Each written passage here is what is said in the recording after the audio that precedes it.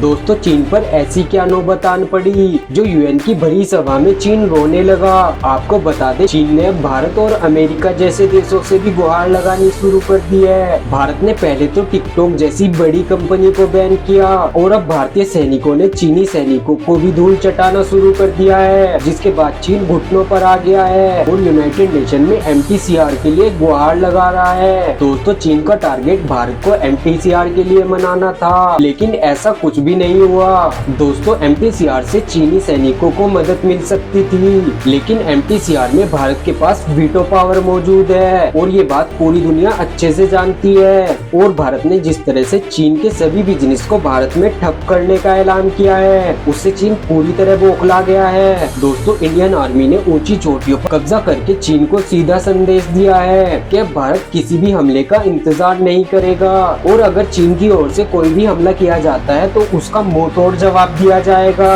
दोस्तों चीन अपने पड़ोसी देशों को जिस चीज का डर दिखाता है, इंडियन आर्मी की वजह से चीन आज उसी डर में जी रहा है। जहां विदेशी मीडिया पहले अपने लेख में कुछ ऐसा लिखा करती थी, चीन अब भारत को सबक सिखा देगा या फिर चीन भारत को सबक सिखाने के लिए आया है, तो वहीं आज विदेशी मीडिया अपने लेख में कुछ ऐसा लिखती है, भारतीय सेना ने चीन की सीमा में 4 किलोमीटर अंदर तक कब्जा कर लिया है। देखा जाए तो अमेरिका अपने बॉम्बर भेज देता है और चीन भी अपनी वीडियो जारी कर देता है। वहीं जापान तो अभी तक तैयारी ही कर रहा है, लेकिन भारत ही एक अकेला देश है जो चीन से आर्थिक और सैन्य लड़ाई सीधे तौर पर लड़ रहा है, साथ ही कूटनीतिक तौर पर भी चीन को मात दे रहा है। इसके विपरीत अमेरिकी बॉम्बर ने अब तक कोई भी एक्शन नहीं लिया। दोस्तों अमेरिकी बॉम्बर उड़ान तो भरते हैं, लेकिन चीन पर कोई भी एक्शन नहीं लेते।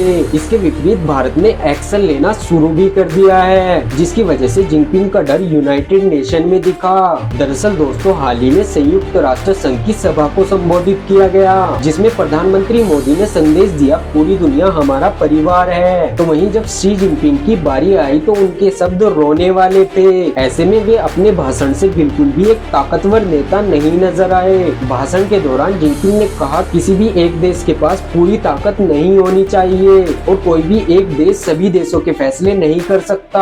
बाकी देशों को भी विकास करने का मौका मिलना चाहिए, किसी भी एक देश का राज नहीं हो सकता। साफ तौर पर उनका इशारा अमेरिका और भारत की तरफ था, क्योंकि भारत अमेरिका और यूरोपीय देशों की जुगलबंदी से चीन काफी परेशान है और यही परेशानी सभा में साफ दिखाई दी। संयुक्त तौर पर चीन गुहार लगा रहा है जिससे भारत और अमेरिका पर दबाव बनाया जा सके।